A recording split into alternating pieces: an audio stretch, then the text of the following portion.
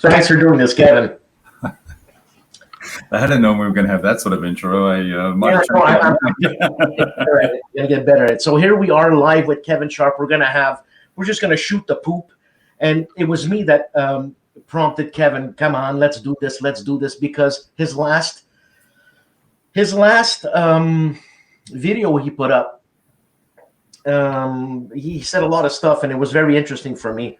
And because I'm Canadian, I agree with everything he says.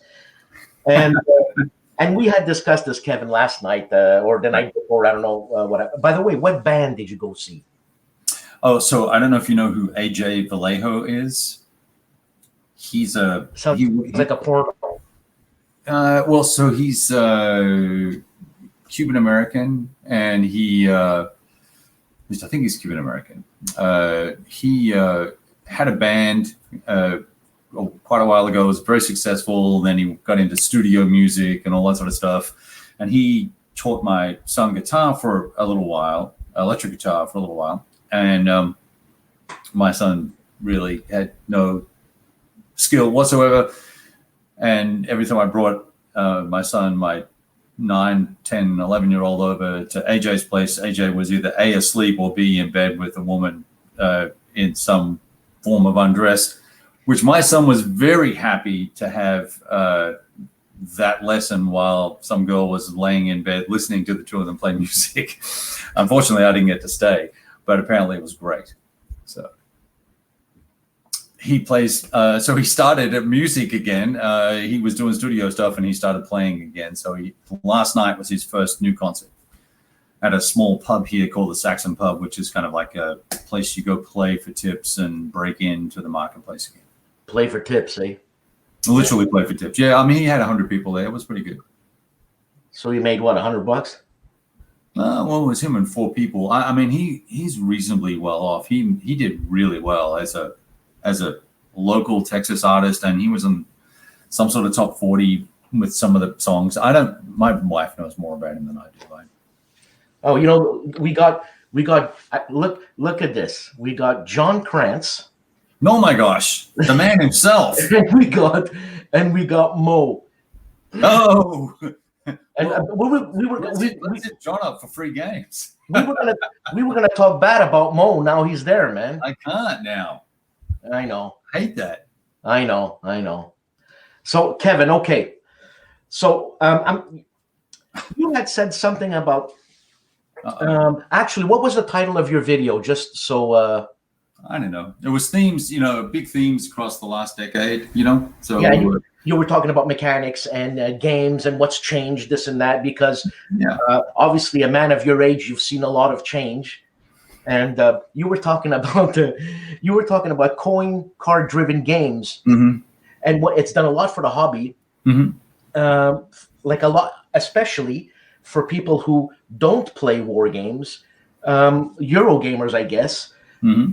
And you had said that that's great and all, but it doesn't entice them to go, for lack of a better word, it doesn't entice them to go to hex and counter games, which that's a war game. And a coin game, would you call that a war game? You're wearing a Splinter Cell t-shirt. That's right. That's just, do you play that game? Yes, I did. Very cool. Okay, so coin games. I think so. My comment about coin games was that overall the industry has had an evolution in game mechanics and game rules, and coin is an example of that, where it's combining the sort of typical Euro-based sort of resource management, put a block down, take a block up, try and control an area, that type of thing, with card-driven activities that have some sort of historical relevance or something to do with some sort of asymmetrical warfare, whether that be 2-player, 4-player, whatever. And so they're multiplayer games, so board gamers love getting together and playing board games together, especially millennials and Gen Z. They love all that stuff. So it's hit a sweet spot for a lot of players. that and all the other things that are going on in the marketplace, I think are making sort of the SBI, Avalon Hill, GDW, 3W days kind of, we're done with those, and there's newer and better mechanics, and Coin's a great example of that. My point, though, was that with Coin, it's somewhat of a larger leap to go from that area control style game and operations on a card and activities and things like that, events, to a hex encounter game. So what does that look like, and how do you get there? I think we still need sort of middle ground games, and there's some great ones out there, but I think we still need more introductory games, hex encounter, to get people to hex encounter. If we want to get them to hex encounter, maybe we're happy with, because it funds real war games, right? Coin funds real war games for GMT. Yeah. With a long answer, sorry. Well, my issue with trying to get people, because obviously, Kevin, I'm not a grognard, and I don't play heavy war games, right? So it's only because you're not tall enough. Right, whatever.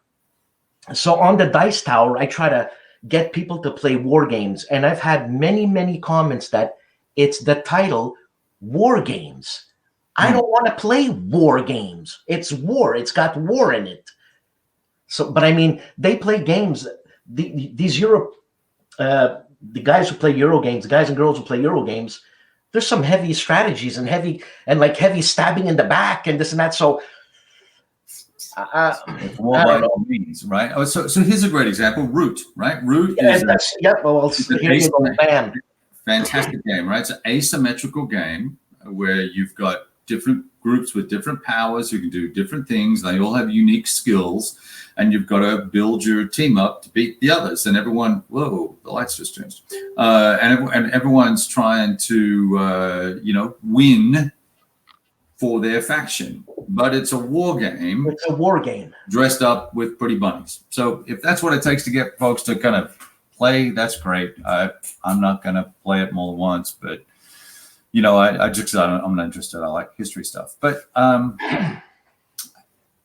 there's lots of conflict. I think people just maybe some people just don't want to deal with war. But it's not war, it's history, right? Things that may have happened. Yeah, I know. I don't know. I'm trying to it's all semantics for me. How to say it so they come and just check something out. And actually, my act on the Dice Tower is to act really silly, like really silly. So they got something to watch. Look at that clown. And I've had a few people say, I was never interested into war games till I've seen your skit. And right. I might be convinced to play something, but that's like one or two out of 20,000, man. But I think that's, I don't think war games are for everybody. That's why I try and experiment with the different mediums, right? I get a lot of crap for doing stop motion videos, or for, putting special effects on the counters and putting them in sequence, or writing stories. Well, you'd be surprised. Of that. I think they're great. Well, I love them. I like it because I'm imagining the story, and I'm trying to create these videos or write these little snippets on my blog about what I'm experiencing. And sometimes it's just a recounting, but in my mind, while I'm writing it and sharing it, I look at a picture and go, oh, that's when those guys, against all odds, charged up the hill and did X, Y, and Z. And that's awesome. And some people get it and others don't. And they don't get it. That's great. But we're not going to have 10 million people playing war games like Sellers of Catan. And I don't want those people playing war games. Maybe. I don't think they're that fun to play with necessarily. Well, I don't know if they shower. Well, a lot of them shower. It's just the perfume they use afterwards that's a little offensive to me. I'm bouncing around here because I had written a lot of questions. Now, the reason why maybe some Eurogamers don't want to come over, and would you consider yourself a crusty old grognard? Sometimes, the things I get ticked off about when, I don't know, maybe when a publisher or a designer doesn't take the time that's needed to get it right, or just regurgitates the same old drivel and puts it out in a new box. But, last year I played 43 new games, 43 new either systems or games.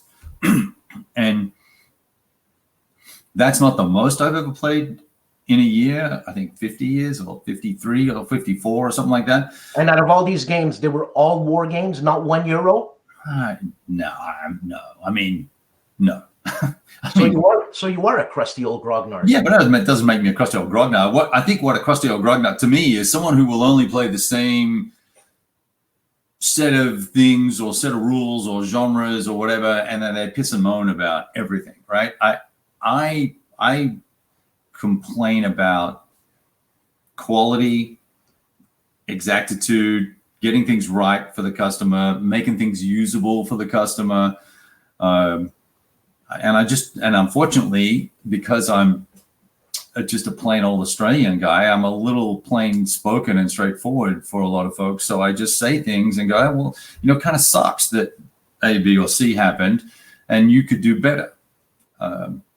But I treat myself the same way with my work, or when I go back and look up. I rarely look at my videos, right? But if I do, I was like, oh, did I really A, say that, or B, do that, right? Because it was. Yes, you did. Yeah.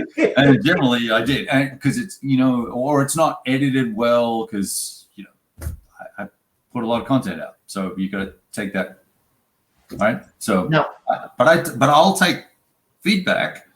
Some designers won't, or some designers or publishers won't take feedback.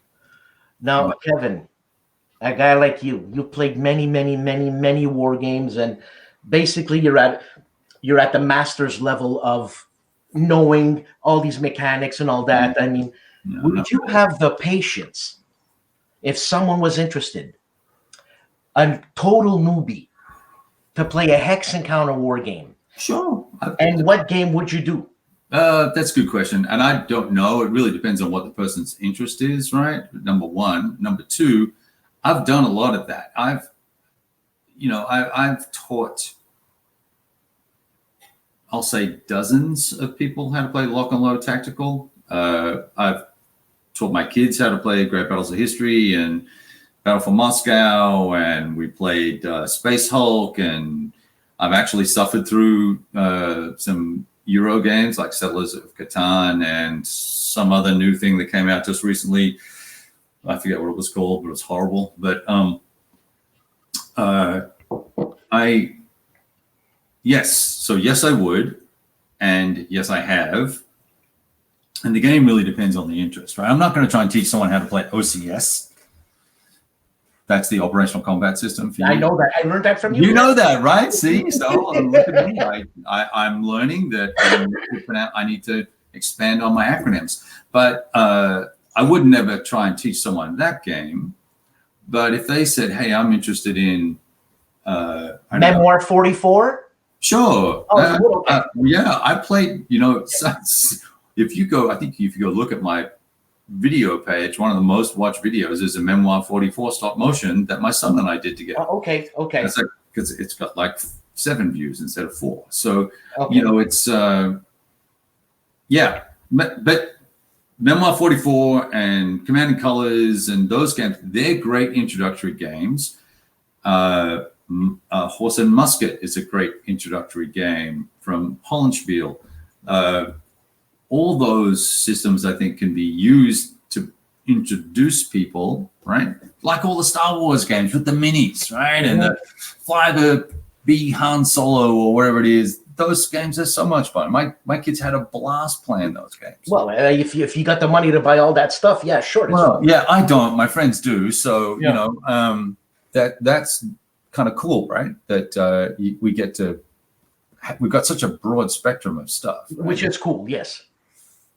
Now, Kevin, and the reason why I asked you this is because the only time I went to a real con in the States was WBC. That was my only con. And that was a great experience for me because there's the Euro There's the Euro Hall, which is humongous. Then there's the War Game and Euro Hall, which is humongous. And then there's upstairs where it's the competition place. And that's where those grognards are that I was saying, crusty old grognards. Not that there's anything wrong with the crusty old grognards. I don't want to pull a Tom Vassell here. But there's no way those guys would give you the time of day if you needed to learn a new war game. Like I just forget it, kid. I got no time. Well. So they're probably all over 60, right? So they really don't have a whole lot of time. I got 20 years of gaming left, so I'm racing towards that number myself. So I can see that. But and there's some of the guys that I'm talking about that I think are so passionate about a small handful of games that they hang their self-worth, maybe they just take pride in being the number one player of African Campaign or D-Day from Avalon Hill or whatever it is they play in Bitter Woods, right? Yeah. They know every move and they've got it all memorized, and it's like chess there. Same with ASL. You go into an ASL competition and it's you can hear a pin drop, I'm sure. Right, yeah. I mistakenly walked into one of those rooms by in error, thinking it was the Lock and Load tournament, and I had a beer in my hand. I'm like, okay, let's roll dice, let's go. And everyone was like, seriously? One guy fell off a chair, and we had you seriously did that? Yeah, I mean, I was just in the wrong room. It was no kidding. But I was like, okay, let's go, because when you're playing Lock and Load, which is this derivative of ASL, you're rolling dice and yelling and having fun and reaching across the table and punching the guy type of thing. It's good times. Kevin, also, you commented on Uwe's video, and he was talking about the oversaturation of games in the market. I personally believe that, because I can't, like 35 games come out a day type thing, and he's probably talking Euros mostly, like 99%. But I mean, I don't know. I tended to agree with him, and you had some points that I tended to agree with you also. So give me your opinion on all that spiel, man. Woo. That was a long conversation we had about that. Yeah, I know. I mean, and you know me, I'm a little bit off the cuff here, but so I'll say this. I think that the marketplace, and I'm going to refer to war games, but let's use some of Uwe's commentary as context. I think he was mentioning there's 7,000 games of any type released a year, and 35 of them a week would be good. And of those, if they're Kickstarters, they raise 100 grand, 120 grand, and that person's not making any money because they end up with a net of 30 or 40K or thereabouts. And he came up with all these other numbers and things like that. So on the one hand, he's saying that the people are doing Kickstarters and they're making good games. They're not being successful at making money, but they're still producing games, and the marketplace is still growing, according to him. And the marketplace hasn't finished growing, and there's going to be a lot more before there's a lot less. So I think at some point, yes, there will be a consolidation in the marketplace for Euros, in particular, because I mean, there's so much stuff, and I look at a lot of it and go, what? Why? So hold on, you're saying a consolidation in terms of a company buying out another company? Yeah, or just shutting down, right? I mean, even in my video about the four things, or what I said that were interesting over the decade, I said there's a whole bunch of new publishers. So print on demand, and Uwe got the print on demand. He was thinking print and play, not print on demand. But I'm saying like Hollenspiel, absolutely right, print on demand, right? It's fantastic. So they don't carry stock. They make 10 or 15 or 20% or whatever their margin is, right? Yeah. Let's say it costs them $12 or $15 to make a game, and then they've got to pay artists and all that. There's the whole story there versus $7 a game or $7 a game for a regular war game. But even if with the doubling of the cost, they're still making enough money that Tom and Mary live off the games they make. Well, which is a mystery to me. Well, they're very modest people, and they live a very modest lifestyle, and they worry about cat bills and vets and cars and things. And I don't know if they have a car, right? So, I don't know if you've spoken to or interviewed Tom. You should interview him. He's a really interesting guy. They've had a fantastic life, done a lot of very cool things in movies and all that sort of stuff. So, anyway, getting off the track here, but the marketplace for war games has kind of exploded, and what that gives us is that's changed the dynamic. It's a shorter window, like Uwe said, to buy a game, because once it goes out of print, there's a very good chance, unless you're GMT, it's not going to get reprinted, right? No, that's right. So that can do some things to the marketplace if it's a good game. So, if it's a good Brian Train game and Hollenspiel prints it, you can get it whenever you want. But if Legion Games makes it, or if White Dog Games makes it, or Bob's Bait Shack starts making games, they might only make 500 copies, like the Thin Red Line. That's right. They're not going to, unless they do some new thing and combine multiple modules, they're not doing another run of Under an Iron Sky. Yeah. Right. So you're not getting that game. And just like what was that game there? That solo game,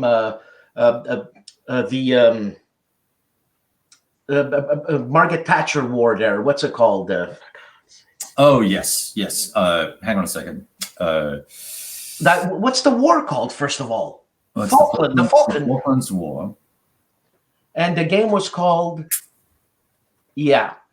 Anyway, someone will probably type it in the chat. Yeah. Yeah. Anyway, so you can't get that game. You want to buy that game now? It's like $400. But anyway.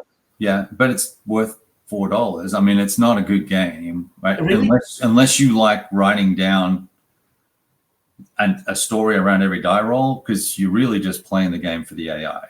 It's not that interesting. Well, it's a solo game, so. Yeah, well, but I want to make some choices. I want to make choices, even if it's a solo game. Why am I rolling the dice for the AI? Was it that linear?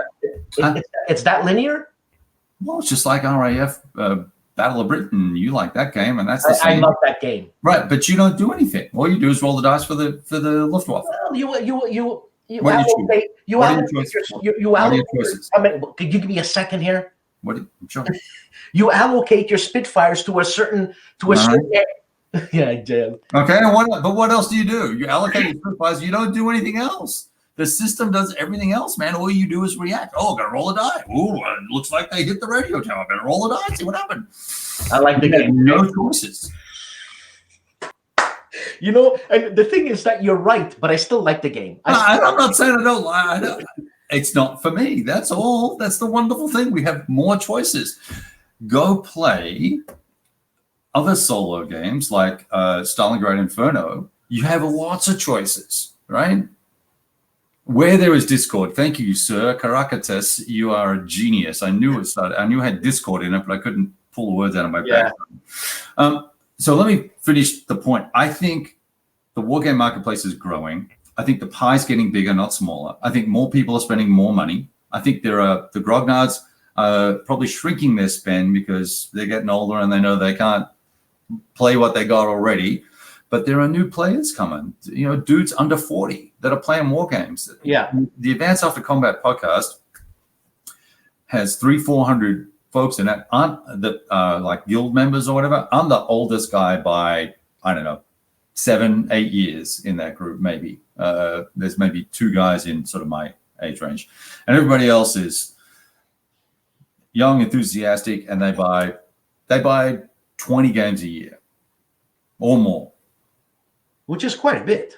It's 2, they buy 2-3 a month. Sometimes some of them are buying 50 games a year. That's quite a bit. I mean, I can't afford that. Firstly, I can't afford that many games. And secondly, the shipping would kill me. Right. Yeah. Can't. What are you going to do? What are you going to do? Plus the 30% that, that my money's worth less, 30% less. Anyways. Okay, I was thinking of something else, Kevin. Blah, blah, blah. My God. You had said also Oh, do you write everything down that I said? You were talking, and I'm gonna forget. Like I'm forgetting right now, and I even wrote it down.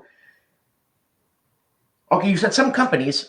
This was probably concerning the UVA thing. Some companies won't be around because of natural selection. You said, and economics, which I understand, and it made me think of the big breweries at one time that didn't want to do what the little microbreweries were doing, better beer.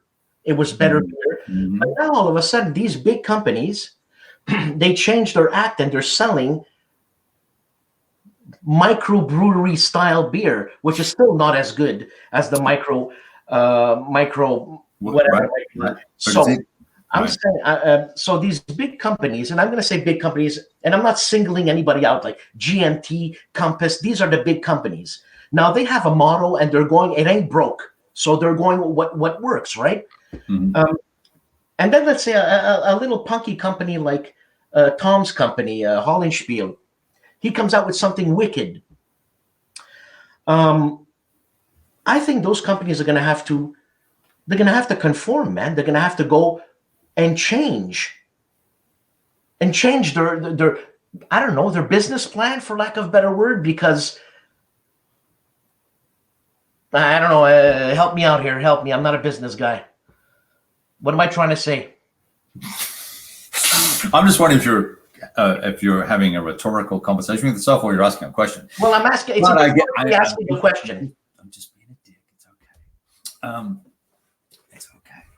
So, yes, you're right. I think, which is part of my commentary in the video, was lots of change in the way people are designing games and releasing games, and how they're designing and how they're publishing, and the counter art and the map art and all that sort of stuff, and the use of color and use of fonts and the rule structure and whatever, all that fun stuff. And GMT does some innovative things. They use different paper now in their rules. The Compass games use different paper on their maps now, so the ink doesn't peel off, because it was cheaper to do it the way they used to do it, I guess. But now they're doing it either A, a more expensive way, or B, a better way. At least we know it's a better way. That's good. Yes. But they're doing that because we got pissed off as consumers, and we also saw that other people who are much, much smaller can make a better map than they can. So why am I paying $120 for your shitty game if the ink peels off? So that's bad. So they are adapting. Now, some companies, and there's one in particular, Multi-Man Publishing. I love those guys. I have dozens of their games, if not hundreds of their games. 100 of their games, maybe. Well, I mean, that's what I was trying to say, I guess. But they won't change, right? But why should they have their built-in ASL audience. So why should they change? Why should they change?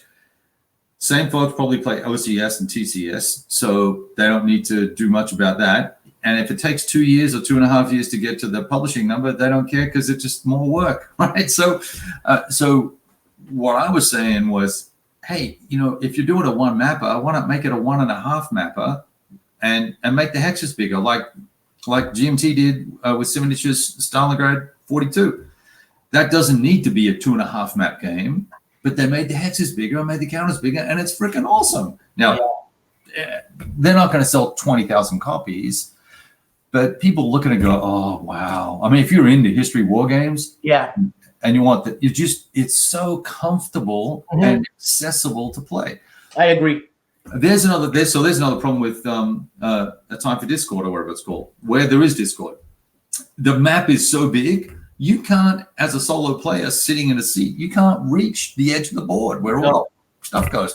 So, and I've got long arms. You might not have as long arms as me. Look at that. Hi, look, hello.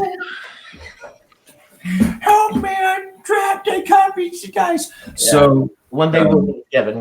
So companies need. I think companies are trying to service their marketplaces. Some listen, some don't. Some want to change, some don't. I think Compass Games have done a great job of adjusting and adapting in the marketplace. So Cisco here is saying MMP is professional. Sure, they're professional, but that doesn't mean that they're right, A, and B, it doesn't mean they're servicing their customers well. It just means they're servicing their niche within a niche. Well, I guess nobody's been bitching about MMPs, whatever. So why should they change? Yeah, I'm not. I tell you what, that new battalion combat system they released, the very first iteration of that, I hated it because of the way the user interface when you're using the counters on the map was terrible. But the rules were in black and white. The most current iteration of I think it's Brazen Chariots, is fantastic because they've got full color rules. They've got these full color charts and these guides to help you understand how to play the game better. They're using bars on the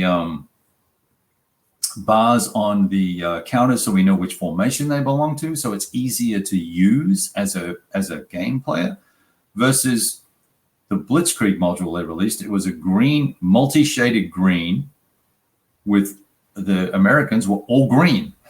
Good luck finding the formations. I saw 6 guys huddled over the board, putting blocks on the board. They went and bought little cubes so they could remember where their guys were because they spent half the time hunting and pecking around looking for stuff. But anyway, that's MMP. I think they're kind of an edge case. They'll be successful until they don't want to make shit anymore. Yeah, going back to Uwe's thing. Uwe,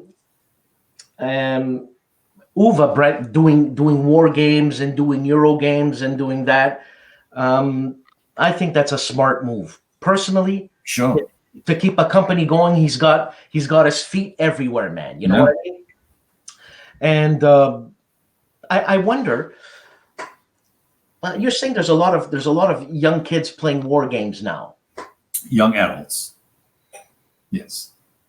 I think I don't know. Like if you look at the numbers that the Players Aid have in terms of subscription, okay, and they're probably one of the highest subscriber population. We're talking 6,000. Sure. Now, if you look at a guy like Marco Omnigamer, aka Marco Wargamer, we're talking 20,000. Mm-hmm. And like now, if you go to Shut Up and Sit Down and Tom Vassel's Dice Tower, we're talking 250,000. Sure.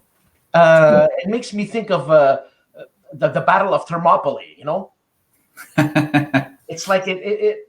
I don't know. I don't know. And again, I don't know what I'm trying to say. But a guy like David Thompson, who does a game like Undaunted Normandy, fun game. Mm-hmm. It's not a hex and counter game. Mm-hmm. It's a fun game. It's a war game, and it's fun. Right. And even, you ever heard of? Okay, you're probably gonna laugh. You ever hear of D-Day Dice?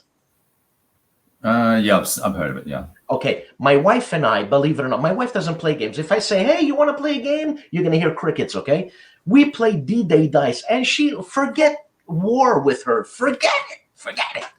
We played it for a year every Saturday morning. Well, that's cool. Yeah, that was cool, but that's not a hex and counter war game. So, is the Grognard dead? No, but yeah, people have been saying that for 30 years, right? Really? I only got back in. Yeah, hang on one sec. Yeah. You can mute your. Yeah, hang on. Yeah. I can do a little dance for the people. Hey, welcome. I'm gonna do this. This is a spontaneous show. I do that. So, guys, email me. Like anybody on the chat here that wants to come and participate, I'll give you the link, and you guys come in and we talk. You know what I'm saying? But you got to make the move. Like Cisco Teres or Nathaniel Robinson or Bill Broadhurst. You know what I'm saying, man? Come on. You rough swordsman's in the house too, man. And, there he is. Okay. All right. What were you saying? Sounds like you're supposed to tell a joke and tap dance. Hey, Scott, come here. I have a joke. Come here. Up. Come say hi. Up. Look. Say hi. Look at that guy. That's a Australian It's a border collie. border collie. Yeah, Go on, get. it's probably got a better vocabulary than I have. That's quite possible. So Grognard's dead. Yeah, it's the Grognard dead. You know what, Kevin? Like I said, people have been saying that for years, man. Years. And as far as audience goes, I don't look at the other channels, but Enrico Callendale's got to have 6, 7, 8, 10, 5. Okay, 5,000. Yeah. I've got 3.5 or 4 or something like that. I don't look. There's not enough of us anyway. But there's 11,000 people on Facebook that play war games. So if you add up Hex Encounter, Area Movement guys, and all the minis guys, there's probably 100,000. Yeah, absolutely. I understand. Euro gamers and stuff like that, there's probably 500,000 or 1 million, right? I would say 1 million. Right. So we're a niche, but we're not going anywhere because, like I said, there's more young people coming into the hobby. And the older folks are still hanging around, and we're all going to live a little bit longer, so it's going to be okay. And people have been saying ever since SPI, went away and Avalon Hill went away that it's gone, that it's over. It's over. Hold on to those games. That's why these guys with 4 copies of Citadel in their closet go, I'm gonna make it big one day. I'm gonna make it like $100,000. That's not worth the paper it's printed on anymore. No. Yeah, I know. I mean, I've got some old Avalon Hill games. I mean, I enjoy Patton's Best. Yeah, look, I've got a whole bunch of them. I've still got D-Day, and my first war game was Waterloo from Avalon Hill. I've still got that. The Russian campaign, I've got like a bazillion copies of that stupid. Would you still pull it out? Huh? Would you still pull that game out? Yeah, especially the L2 version. I played it last year. Yeah. I've got a lot of games, and I want to get through all of them. So if a game's not amazing, I'm not going back to it, and I flip it. So, but I still have, a couple hundred games. I'm not a huge collector. I don't have thousands. This guy doesn't have thousands. I'm not that guy. Yeah, I'm more of a collector than I am. I don't know. I got, when I was younger, let's say, I don't know, 15 years old, I bought Squad Leader, I think. The first Squad Leader, and I bought B-17, Patton's Best. Yeah. And I had this game, NATO, the next war in Europe by Victory Games. Yeah. Now, I need pictures, Kevin. I need to see things moving around. You understand? So if it's written like a lawyer, a lawyer's, whatever you want to call it, I can't, man. I don't have the capability to read and understand what's going on. So you need a war game buddy to teach you games. Yeah, I have guys that teach me games. I don't. You think I learn all these games by myself? I don't. I have guys I play with, and I'll skim the rules, and they'll make sure I don't screw up. Right. Okay. So the only guy I have here, he lives an hour away, and it's Carl Paradzi, the designer of No Retreat. Paradis? Paradzi, che Paradis. Whatever. Okay. Paradzi. You should play with him. Whatever. Paradzi. You should play with him. Well, he buys 2 copies of every game. He glues them together. Nothing wrong with that at all. It's great. No, look, the guy's cool. The guy's he's ruthless. He'll teach me a game, but he won't. He's gonna beat me anyways. Yeah. And he lives an hour and a half away from here. So, man, that's a long way to go for an ass whipping. Yeah, we don't do that. That's not how we play. That's not how we play. Hey, Nathaniel's asking and mentioning a lot of good making some good comments. Let me see here. Nathaniel, this is what Natalia's saying, man. Yeah, no scotch, but you'll have wine. There you go. And Tony's here. Hey, Tony, what's going on, man? Well, anyway, so that's what Tony's saying. Crowbar, that could lead to Hex Encounter. Yeah. And that's a super easy game, man. Crowbar's a great game. It's super easy and it's gorgeous. It fits into the glamour profile, right? The big map, big counters. Yeah. Glossy production, beautiful, yes, beautiful. Well, I mean, That was it, Kevin, for me. Cool. Hold on a second. Oh, yeah, no. Hold on a second. Now, let's talk about this without... We're going to have to be diplomatic here. You think you could do that? Probably not, but anyway. You think you could stop me from not being diplomatic? That's what I need. Oh, okay. I can help you be diplomatic. Game pricing versus components and materials. So you were talking about some companies put out more aids and their rule books, bigger fonts. And so you were saying that's great. But then all of a sudden you turned around and you hemmed and hawed and you said, but I don't need that. I don't want that. So what do you think about just game pricing versus components and material today? Because I remember when I bought B-17 Queen of the Skies, I think it was like $18. Right. So yeah, inflation, some games now are well over $100, man. So what do you think, Kevin?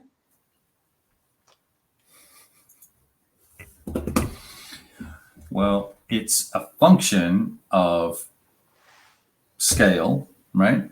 As Uwe was talking about. If you're making 5,000 copies like GMT did for Twilight Struggle and they sell it for $70, it probably cost them $5 a copy or less. Pay distribution 50%, you're left with X dollars. If you're Legion games or maybe even Compass games, right? They make 500 copies or 750 or 1,250. So the price goes up. The price goes up. Maybe it costs them $20 a game. I don't know their metrics. I have information from other companies that have shared their production costs with me. But at scale, 1,000 is kind of the magic number and 2,000 makes a big difference. But 5,000 is like, whoa, okay, now I can really get, because the printer can run, because they've got to do all the typesetting and all that stuff, all the mechanics of resetting, which is one of the reasons why Lock and Load has taken so long to get this run done, because they had to do the Kickstarter and Nations at War and Space Infantry, and they did a bundle deal, and they're not just, they use their Kickstarter to finance a whole bunch of stuff for their company, which is smart, right? Put stock in for things that people want to buy. Right. So anyway, I don't know. I think, I feel like some companies overcharge for some aspects of their games. And we can look at even, it's particularly when they do expansions, right? If they do a Kickstarter and then you want to add on the expansion and it's $45 and it's 2 maps and 4 pieces of paper with some scenarios on it, 100 counters, that really starts to boil my blood a little bit. If it's a game that's 2 maps, 3 maps, and 2 or 3 counter sheets and a rule book and a couple of charts, and it's $120, I'm probably not buying it. I'm not, unless I'm going to get a discount in a Kickstarter or get something extra, or, or there's some really good reason why I should pay, right? I think there are some companies that will charge as much as they can charge because it might be the designer or it might be the topic, or they're just stuck with scale problems. They can't charge. Now, do you think any of it is a question of greed, or is it really so many of these companies are hobbyists? Like I don't know the guys from Compass Games. I don't know the guys from GMT really. Tom and Mary aren't hobbyists. I think everyone has a right to be greedy and to make as much profit as they want to make, and customers have the right not to buy it. So that's right. So if you can charge more and people will buy it, God bless you. And if you find enough people stupid enough to pay that, some things I won't pay for, and I'll share that on my blog or whatever, that I think it's overpriced for what you get.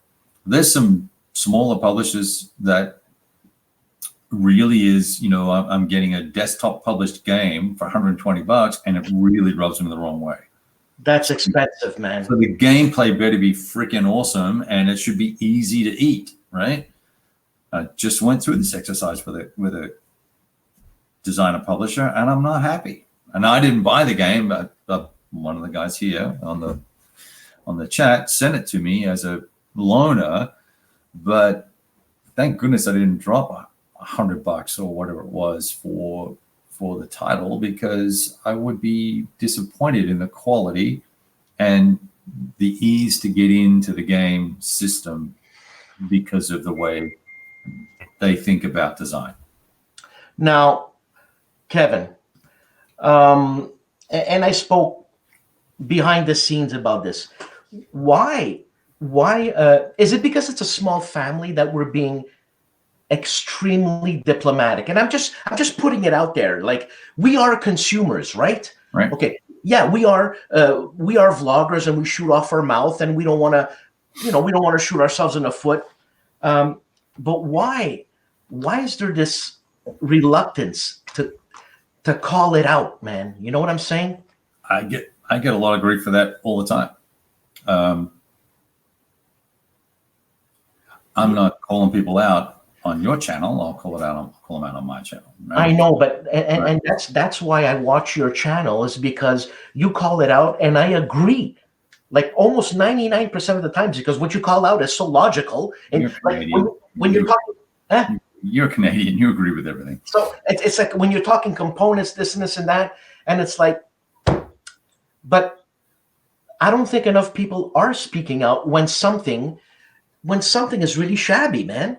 Well, no one wants to feel stupid. They just dropped $70, $80, or $100 on a game, and it sucks.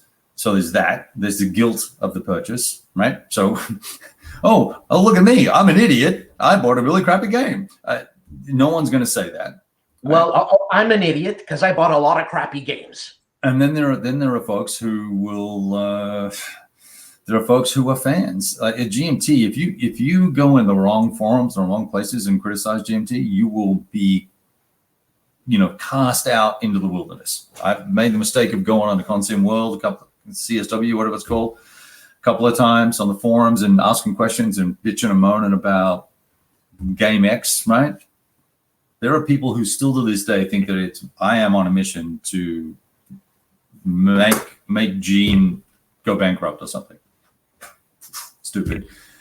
Do want to call out the opposite side of that is value. David Heath is here, Lock and Load Publishing. I'm assuming that's Where is he? Where is he? Ordered David's Minion. 721 is the chat. There he is again.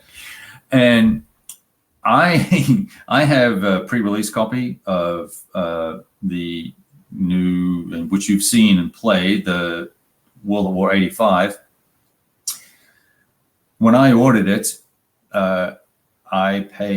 I bought 3 copies because there's 3 of us in town that want it. So I got it for $60. And I think the shipping is going to be $17 or $20 or something like that. So it ends up being a $70 and change game. I'm getting 2 3-inch boxes. Yeah, I know. 20 or 30 maps, 10 sheets of counters, big ass counters, big hexes, great rule book, great charts. There's a lot of charts. Sorry, Dave, but there's a lot of charts, but it's all consumable and usable, and it's the best value game. And I've only played 3 times so far. When you texted me to chat, I was actually just setting one up. I just recorded a setup video of this game, but that's ridiculous value, right? Some of Dave's other games are more expensive and I think less value, but that's okay, or cost more than World of War 85, and I don't know that you get as much in the box, right? So it's all balanced, right? Okay, because that's what I was thinking. Because I was going to ask you, how does he do it? Because I have no idea. Because if you want to buy a game like Heroes of Normandy, and it's going to cost, and sometimes you get it on sale for $40, you get this 10-pound game coming in the mail, and it's ridiculous. Full of stuff. And I mean, Dave is one of my friends, and I'm a fanboy, this and that, but I'm still like, because I compare that to other companies, but maybe other companies I don't know. I don't understand. I'm not a businessman. I wish I could understand. I think that's volume, right? That's where they're getting some volume, right? And they have a good deal with their publisher or their printer, so that hopefully that all works out for them. Yeah. Itinerant, what's going on, Todd? How are you doing, man? I see Todd here and USA Patriot. We got all sorts of people. No, we got a nice bunch of people here. Does anybody want to come on? Someone say something. I'm like, come on, and we will both. It's 2 against Kevin, and we'll beat the snot out of him. Wow. Who wants to come on? Todd, you want to come on? Say something. Because I've done all my questions now, and I'm sick and tired of Kevin. I'm sick of me. Todd, do you want to come on? What about Lock and Load Publishing? Where is he? What are you doing? Like nobody's. They're too shy. Yeah. Maybe there's lag. Maybe you've got some lag in terms of. So Kevin, do you want to say anything impromptu? You don't want me to do that. Okay, hold on a second. All day. Okay. There we go. Add Dave. There we go. We got a sucker.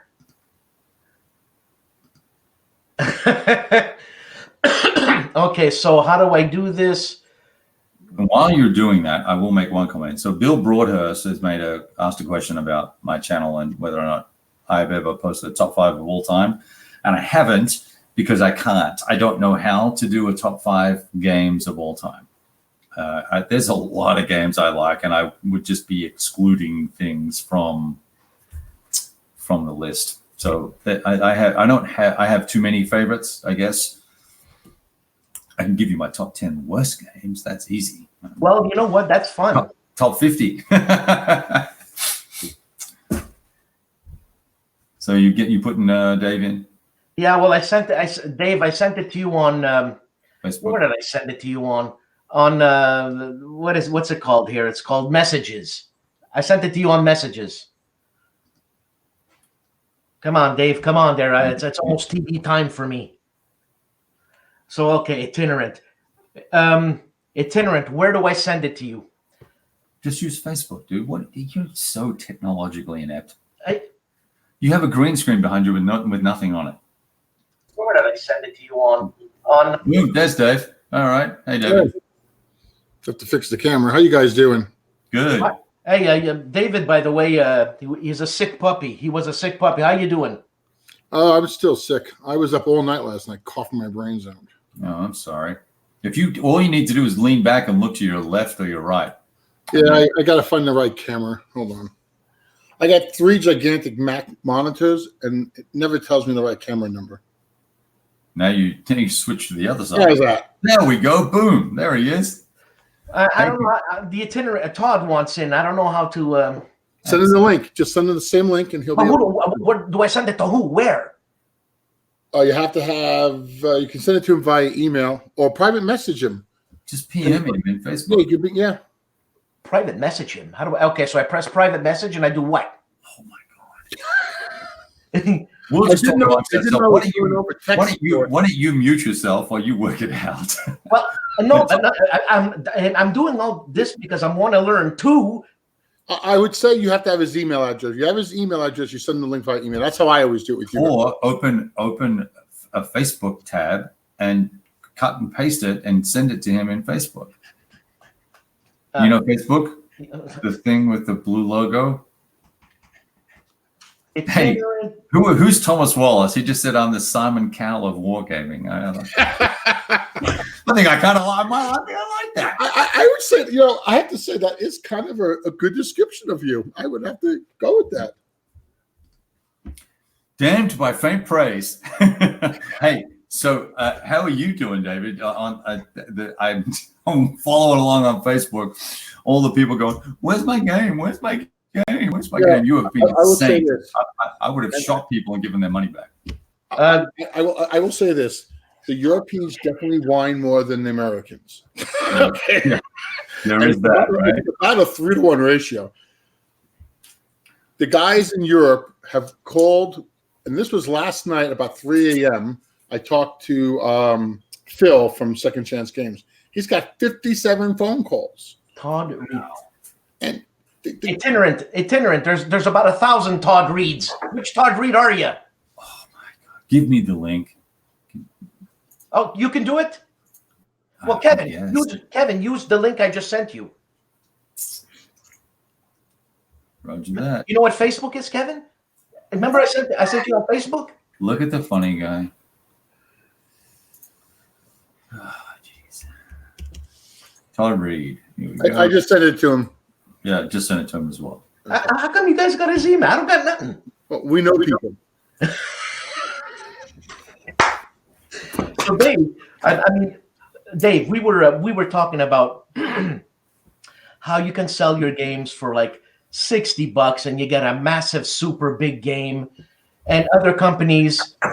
And I was talking, is it greed? Is there something that they're paying too much for that you're not paying?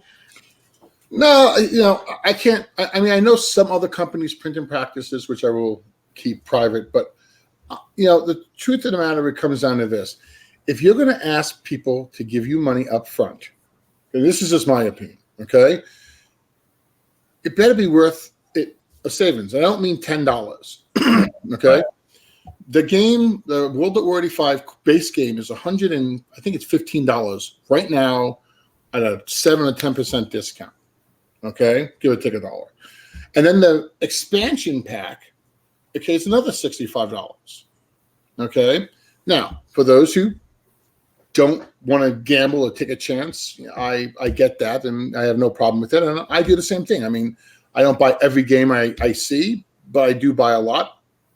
Then again, I'm a little bit, I don't care. I think I'm one of the only few gamers who did not get screwed by the upfront debacle on Kickstarter.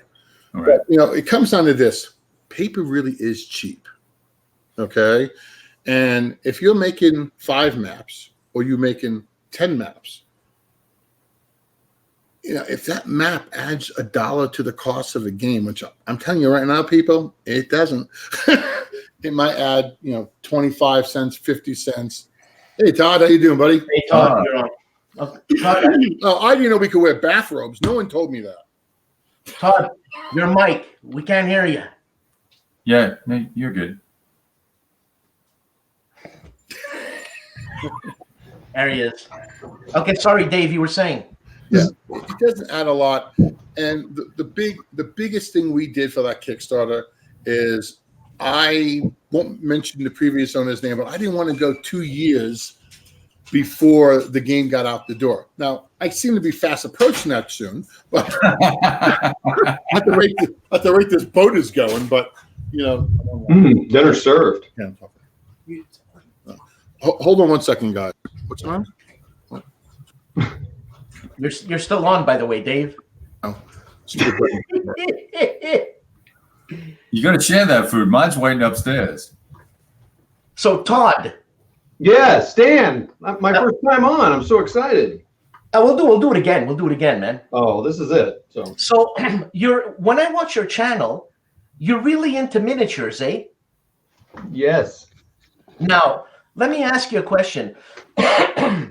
How good are your eyes? Like, how do you do it? What do you think? Pretty nice. I like your eyes. Is that not what you meant, Dan? Yeah, like, do you use, like, when I tie flies, right? And I used to tie classic salmon flies where it would take me a week to tie one fly. But I was 25, 30 years old. Yeah, I don't know how you can do that. Well, I've upped it. They used to be 6 millimeters. Now they're 15. For that very reason. Okay. So you're more of a miniatures guy than you are a hex and counter guy. No, about 50-50. But yeah, just in case if you call them. Okay. About 50-50, Dan. But check out this box. Which since we got David on board there. Oh, look at that. Oh, look at those legs. Nice. Hold on. Not suitable for straight people. Stop. See, and that's the thing I was saying to Kevin before, and like David's on. It's hard to bitch about lock and load.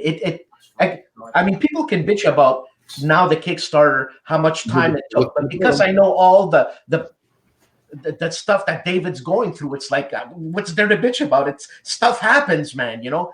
But you know what? But if you pay money, you got the right to bitch. That's really my opinion. I like that. Yeah. But that's my oldest son in the background. So, you know, it's, Use that. you know, I think, honestly, I've had 3 guys really kind of get upset. And I do feel it was fair. You know, I did take the time to give it to the printer, show him it, get a quote, get a timeline. And his printing ability just went through the roof because of the fear of a tariff war.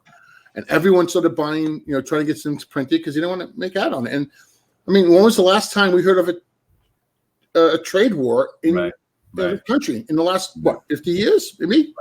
Right. So, you know, the funny thing is the boat problem that I'm having is it's all related to the same initial problem.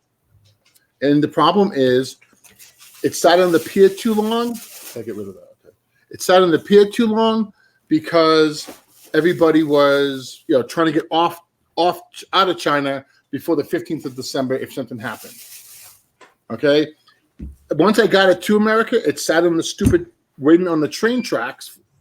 Actually, we were going to do by train initially. It was a 3-week wait. You know, and you know, you don't have to think, and guys, you know, public wise, you can go on, ask Uwe from Academy Games because he was in my container. It was so bad we had to jump everything together just to get it all off onto a boat. Well, there's another Uwe. You said Uwe. I just spoke with Uwe, and they just lost his shipment, and it's in Rotterdam somewhere, and he doesn't know where it is. The woman told me, and I posted it on Facebook, not Facebook, on Facebook and on my Kickstarter update. She said she's never had these problems, okay, ever. And they basically said they just jammed everything on the boats they could. And if it wasn't falling off the side, they went with it. And it's a unique circumstance, I think, because of the trade war and all the rest of it. But you brought up a good point earlier on about taking people's money and giving them a discount. Either, you know, giving a discount for taking their money. So there's 3 levels or more, but let's just say 3 because keep it simple. First is I go to any retail or online store and I pay retail and I pay the price because I want to wait and physically see it or order it online or hear from somebody that it's good. Or you P500 it and you get between 15 and 30% discount if you use GMT or MMP as an example. And you don't pay any money now, but you make a commitment to pay in the future. So if I'm not paying any money now, and I can get a 15% or 30%, up to a 30% discount, when I go to a Kickstarter, if you're not giving me at least 30% discount, then why? And I have to give you the money, and I have to wait. You're you're promised a deadline, but you're not guaranteed that deadline. Yeah, sure. And I don't mind. You know, as long as you tell me what's going on, it's all good. You know, your prior owner had challenges, right? And that is what it is, right? But you look at, and I'll name some company names, but you look at companies like smaller guys like Worthington, and sometimes even Columbia, but I think mainly Worthington, like that Holdfast Korea and Holdfast East Front or whatever it is, those games were $50, $60, $70 a piece. And there was, I want to say there were either 40 or 60 blocks, 60 counters, and a cardboard map and 10 pages of rules for $70. Are you out of your, so, and I get no discount. It's $60. Yeah. You have, to me, like, I will tell the public this now. They've been nagging me. Is it alphabetical order? I was number 6 in the Kickstarter. Yeah. I told everybody, even Phil from Second Chance Games, the Kickstarter people have to go out first. So if you ordered the game from our store, you paid. If you ordered it from Crowdux, which is after Kickstarter, you paid, I guess, $50 more. Right. And if you bought it from Lock and Load on the pre-order, because once it got done with the Crowdux and we separated the games in China, you're paying even more. Because from my point is not that I'd like you guys less, but those guys are willing to put their money where their mouth is. They should get the best deal. And and I said the Kickstarter people and the Craddox people goes in that order. All the Kickstarter people should be out the door before a Craddox person gets it, and the Craddox person will get it before the Lock and Load people. And it's just a matter of, honestly, to me, it's respect. Yeah, sure, absolutely. So Nathaniel asked a question, what are the chances a wargame publisher will go Kickstarter only? What do you think, David? I think I can publish more games if I do Kickstarter only. Right. Okay, now, what the answer to that question is better said, how many successful Kickstarter only wargamers can you have? Because if you do 5 games and only 3 make it, right? What difference does it make? So, yeah, and what do you do? What do you do when? How do I put this? So, like I don't know the answer to this question, but it seems like you've used the Kickstarter to kickstart your printing and production of other games as well, right? So you didn't kickstart Space Infantry. You didn't kickstart. No, I did. I did kickstart Space Infantry. I must have missed it. How the you need to update your email list, son, because I didn't get that email. So that's awesome. Okay, so you did 2, but how do you feel about? So there's 2 questions there. Can you use that funding to help you get some scale, right? So to you know how much it costs to print one game. So you go print all the Kickstarter orders, but you've got some excess cash left over. So then can you say, hey, I'm going to go print Nations at War or another 500 copies of Game X that's out of print? Do you use it to help you scale your business and keep games in stock? Well, I guess it's when you ask me the question, really. To me, I think the smart way, if a person's really clever, I do like what Columbia Games does in the sense that they do 2 or 3 or 4 Kickstarters within, 2 or 3 months. The reason I think that is smart is, the shipping cost. Right. I've been out all day at the warehouse putting things together, so I don't know what mine is yet, but I'm going to guess it's in the, $20,000 to $25,000 range just for the U.S., not even counting what went to England. Okay, so you got to take that cost, and it's not going to go a lot cheaper, container-wise. I mean, each container is each container. Yeah. So you divide that by 4,000 products, you divide it by 10,000 products, you can see how much you're saving on the shipping at that point. Sure. Okay. You can take money. Like, honestly, we took the money and we did the ammo crates. Right. And that was really because, honestly, Blackwell has been nagging me to do an ammo crate idea since we did the whole reprint of the Lock and Load Tactical series. Right. Other things, I would say I might do other smaller games or games that are not as costly. What would you say? Atlantic Storm. I mean, that was really more. We got a printed of it, and it didn't meet my. I rejected it. Is what it came down to. Right. So, but yeah, you can do. You can. I think you can. I think it's smart to do in. I'm not going to say seasonal, but pick 2 or 3 games, do them back to back to back. Have them all come due on the latest one. Right. And that's what I'm going to be doing going forward. And they're all going to come in at the same time. It'll lower the cost for the shipping. Okay. It'll lower the production cost because the printer loves when you give them 3 projects over one. Now, when we did Lock and Load, I think we did 27 projects. That's insanity. Don't do that. Right. Hey, so I think Todd had a comment, and then also Stuka, Joe is here. Stuka, you want to join in? What's up, Stuka? So I'm just curious. What when Nathaniel says, should you do all games Kickstarter? You just mean every time you're coming out the game, you kickstart it? I mean, that's what that's. Well, I mean, look at DVG. DVG is doing that. Yeah. Okay. I don't buy their games. So but they also had a couple of Kickstarters that failed. I mean, the robot game. Yeah. And it's also, we don't know what the people think. Are the people going to get upset? Oh, they might not necessarily be that good if people aren't funding their Kickstarter. Or is it going to be, no, they just didn't like that game?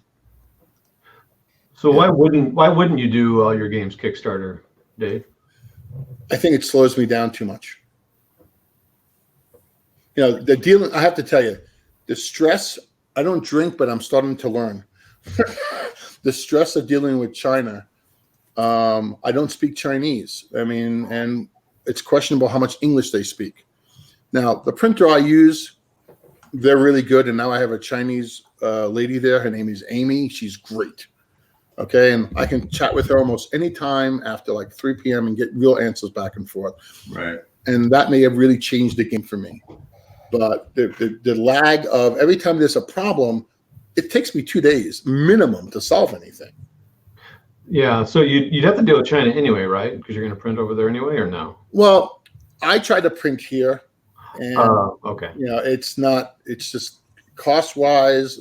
I know MMP prints here, and I like their games, and I do like ASL. I don't play it a lot, but I do like it. But when you look at the cost to print here, just look at their game prices. Yeah.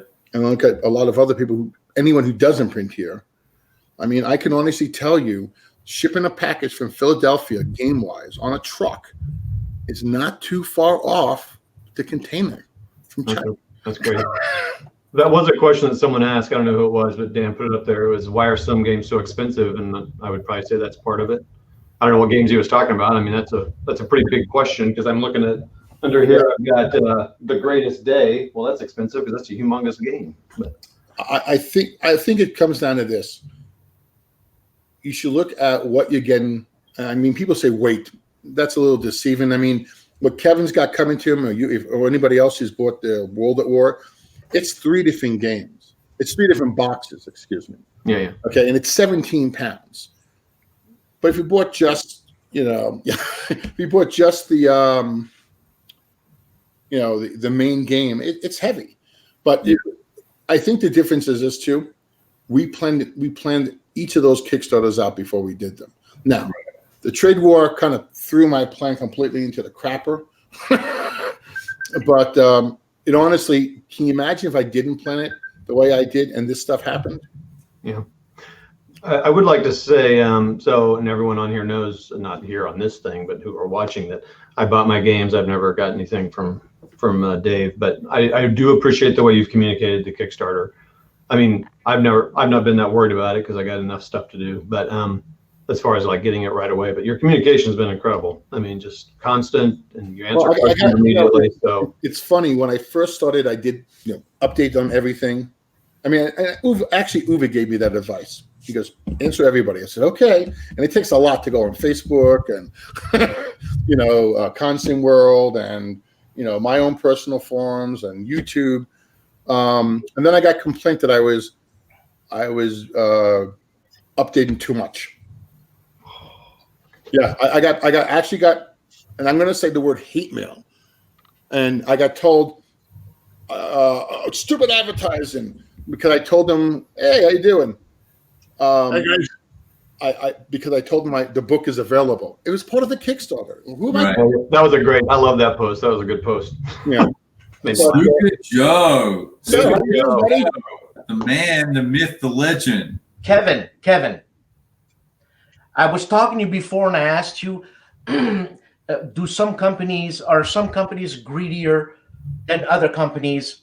Whatever. There's some companies that their games are the same quality as a magazine game. The same quality, and they charge dearly. Now, is that greed, or are those companies that's the way it works and that's it? I got to think that some of this is just the cost. I mean, it's just the cost of printing them. I mean, I just can't. Who's making money in this business? They're making money, God. Don't kid yourself. Yeah, no one does anything without making money. If anyone, I am making money. I don't mean they're not making money, but I don't know. But it comes down to, there's some companies that make, and I'm not going to name any companies. I'll leave it to you guys. Thin crappy counters and maps. I mean, I don't remember who it was exactly, but I remember Kevin got a game. He opened it from the box, and For those who don't know, and I call Kevin the wargamer's wargamer. Okay, he takes this map and it's already frayed. I don't remember what it was. He was pissed off, and he's right, because I'm going to tell you, as a publisher, deals in China, I buy thousands of games at a time. You're talking pennies, maybe dimes. You're not talking. I mean, it's not like I'm saving. I mean, even if you take a dime, you times it by 3,000, add it up yourself. You really think it's not worth the dime to get that extra quality in there? Right. So, I mean, to me, but I will say this too: MMP and some of these higher price games, if you want the quality, the service that you're getting with all these updates constantly in the warehouse and moving things out the door 24/7, trying to get all these Kickstarters going and keeping it flowing and keeping you happy, expect to pay a premium. Because you know what? There's Kmart bags and then there's Coach bags, and the reason you're paying more money is because you're getting better service and the store.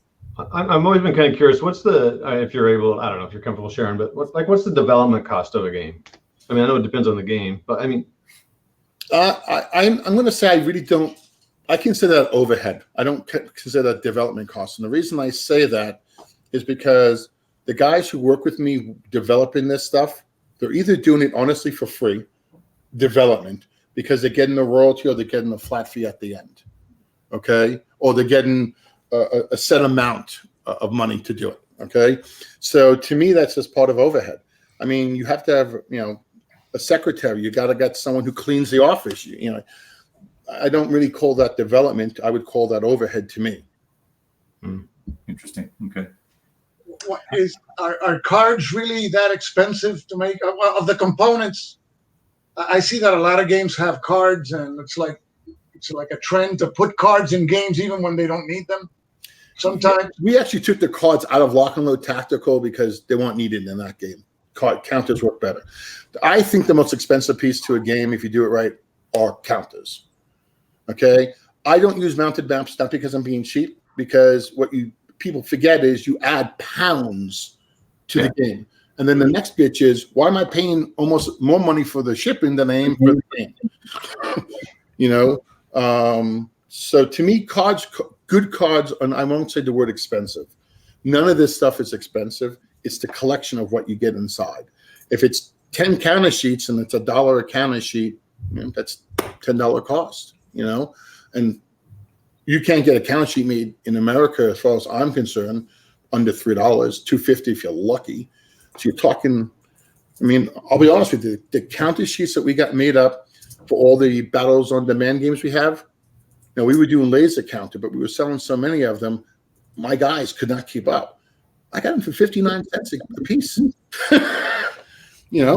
but I got that because I ordered so many counters. I ordered all these other games, and that's so it's a combination of things.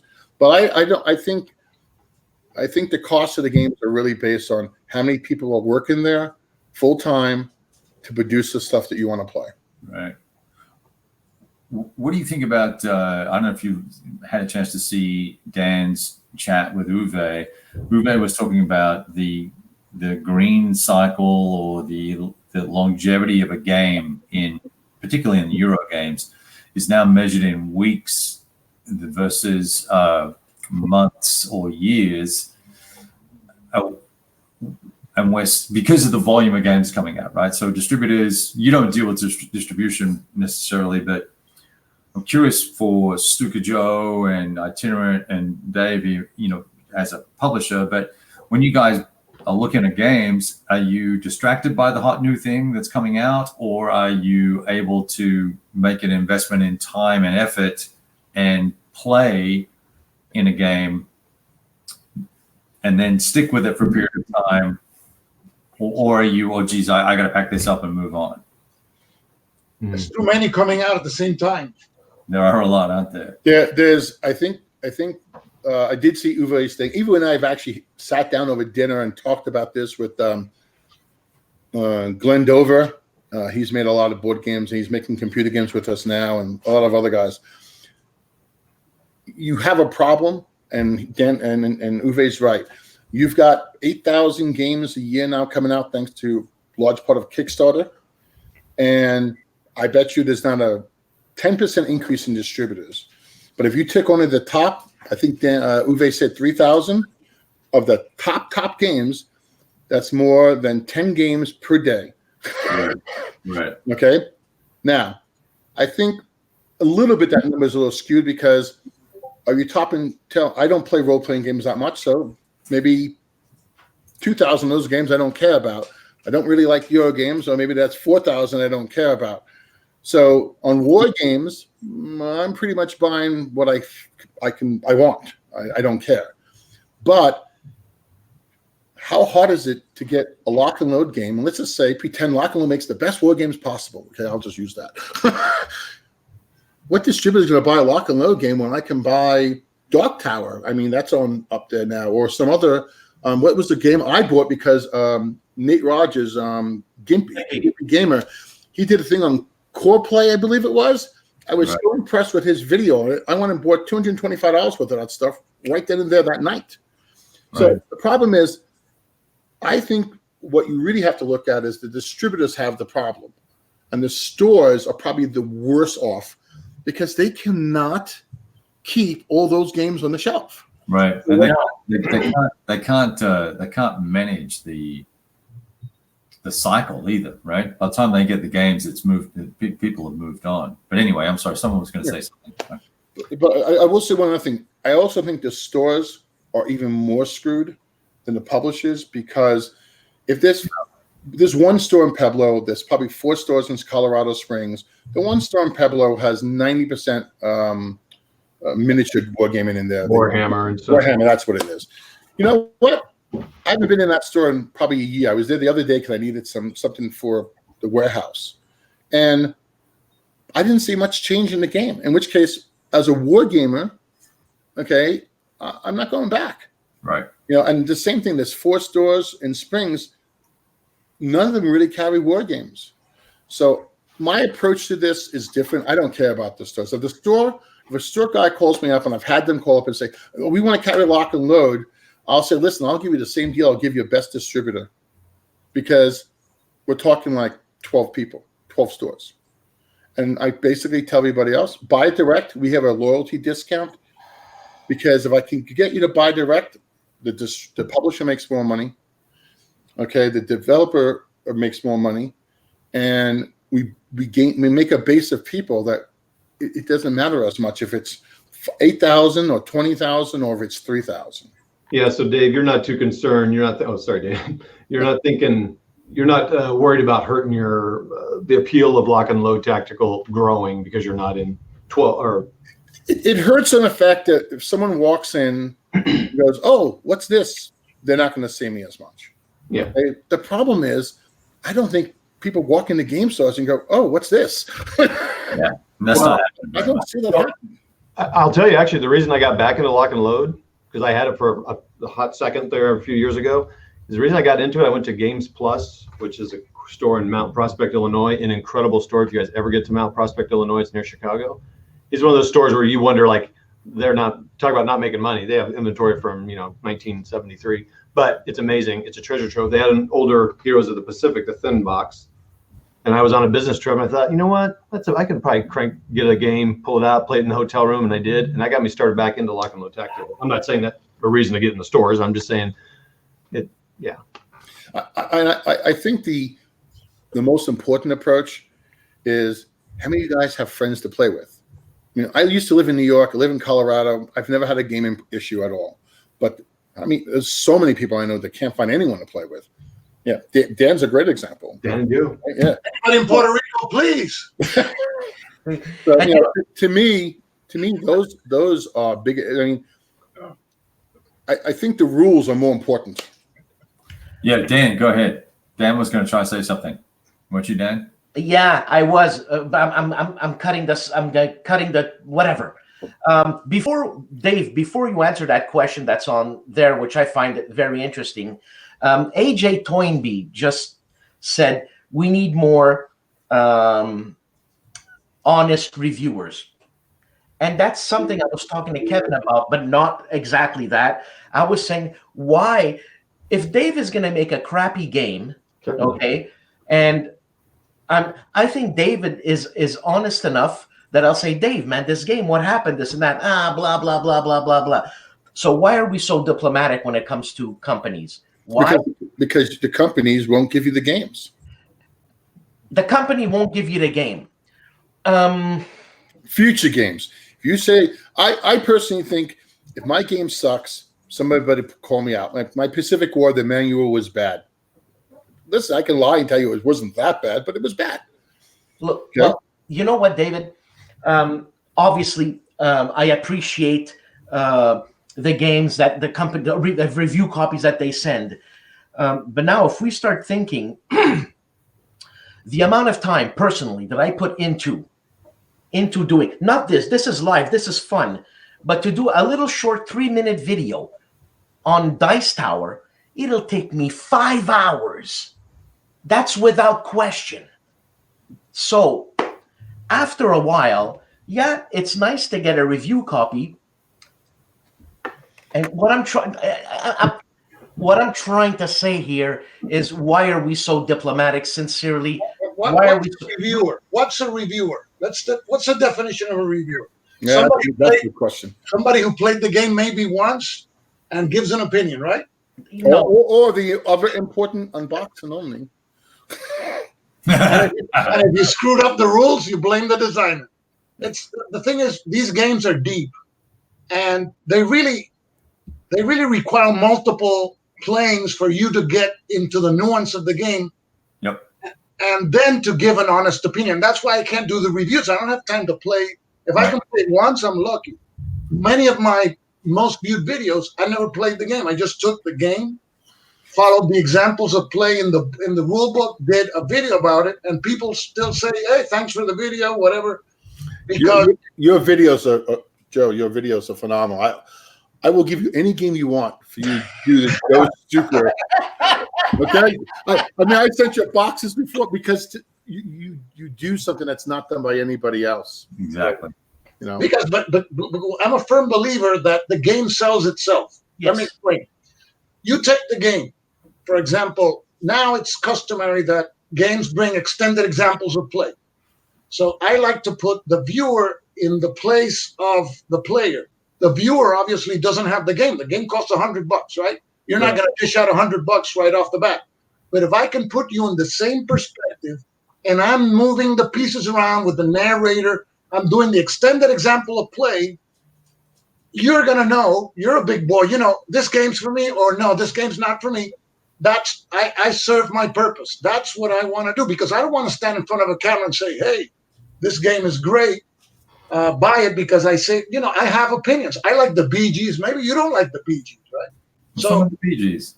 So a personal opinion, I don't think does much. I think the game, if you show the mechanics of the game, certain information, enough that people will say, yeah, I like the game, or I won't buy it. And that's the whole purpose of the video.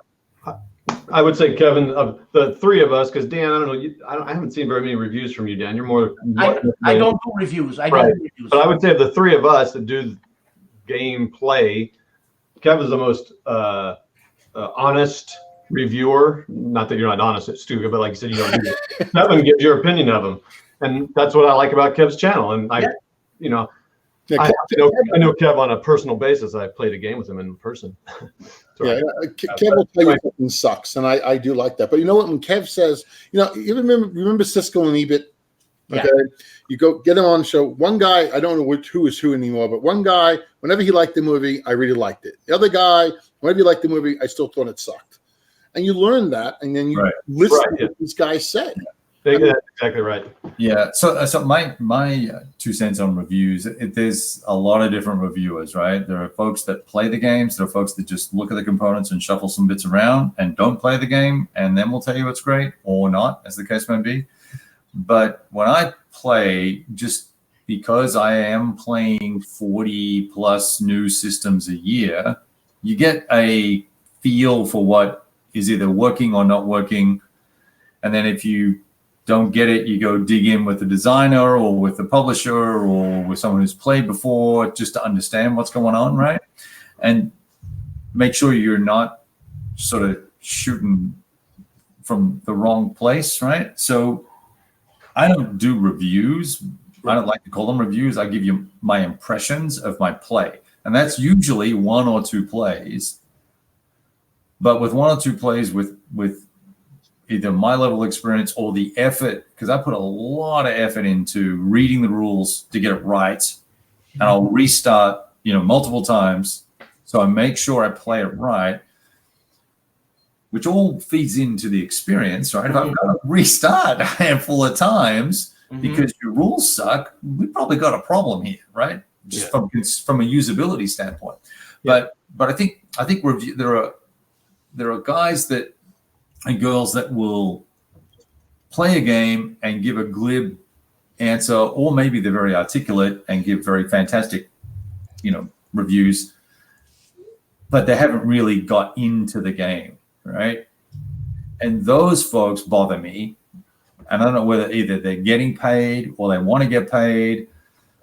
But if you're not digging in one way or another, whether it's a deep dive with multiple plays or just a deep dive because systems like Stalingrad 42, I don't need to play that more than twice to know that it's a good game because I know the system, right? That makes sense.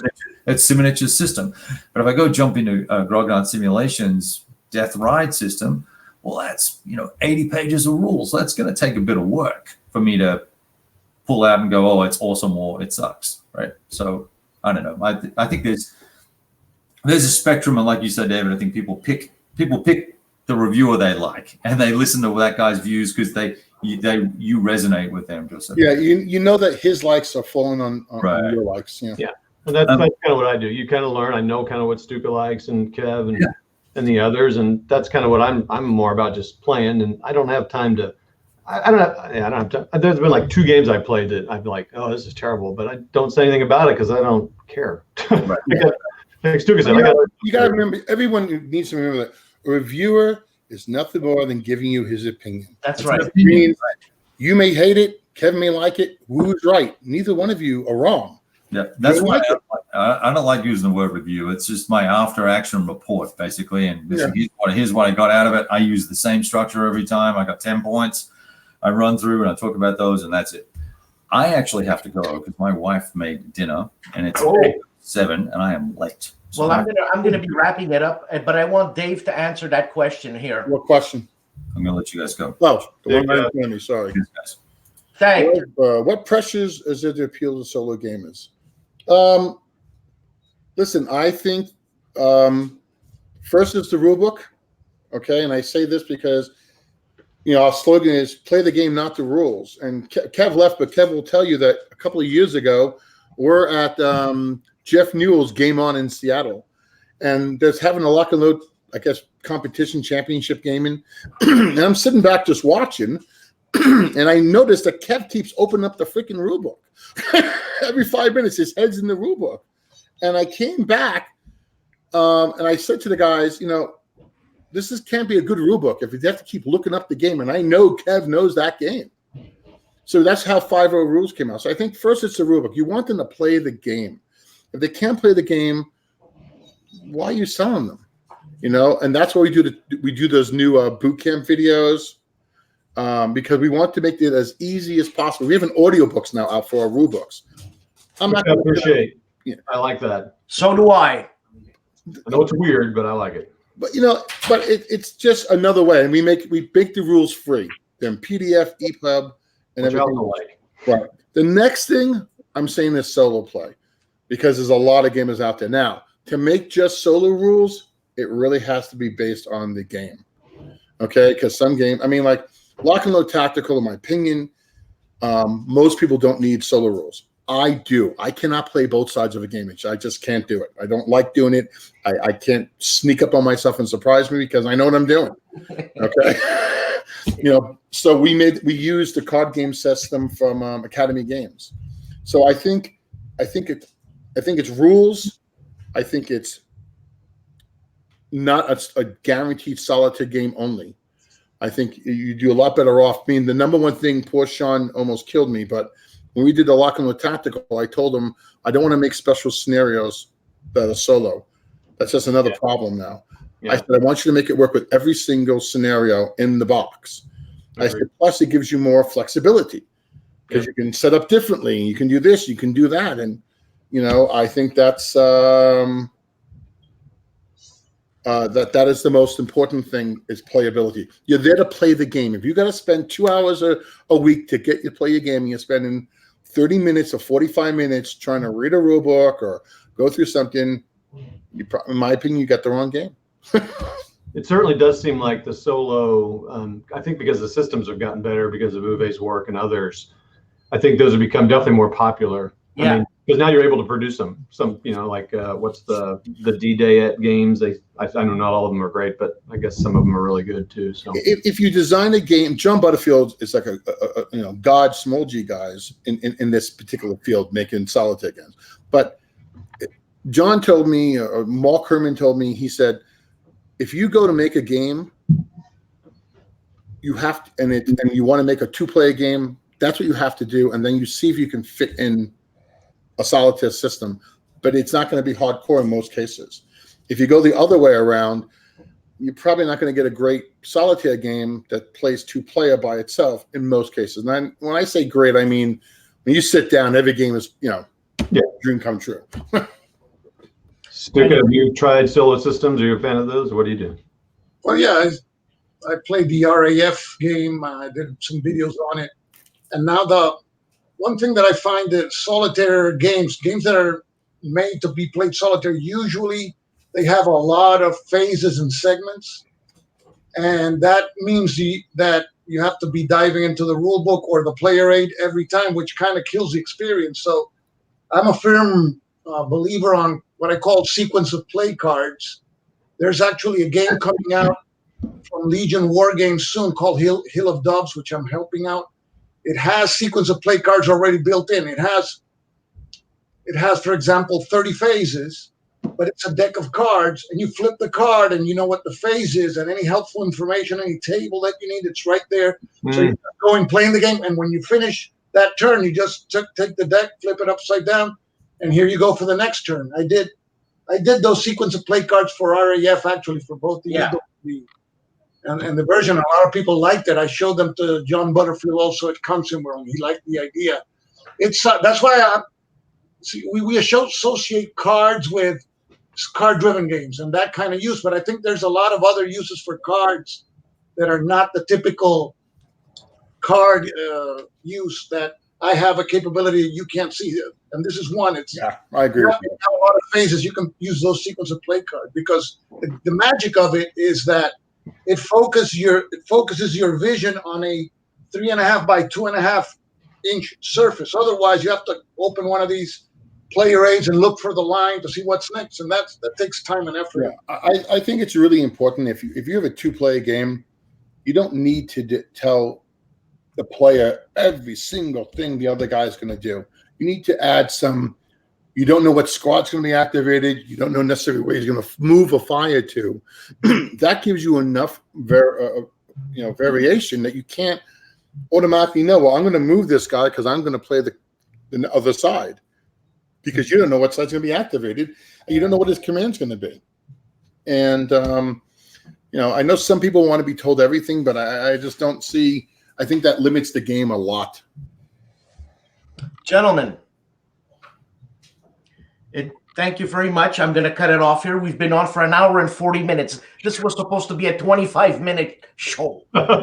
You can't tell time. You know that. Yeah.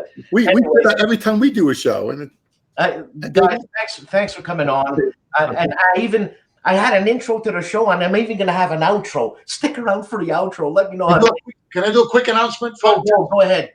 I'm traveling tomorrow to Spain to the 3rd BellotaCon. This is the 3rd convention in Badajoz, Spain this year.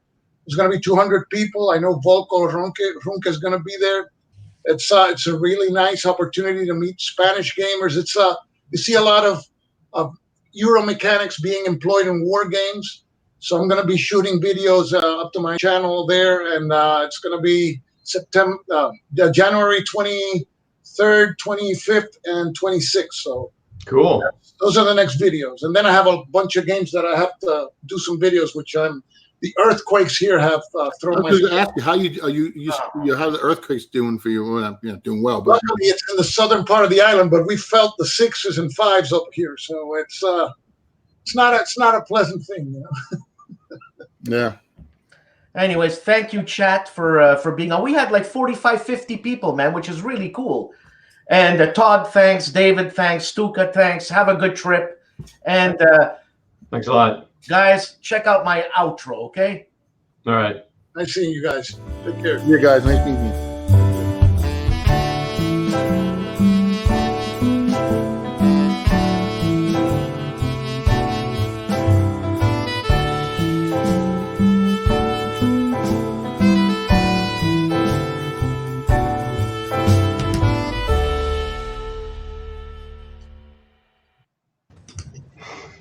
Not bad.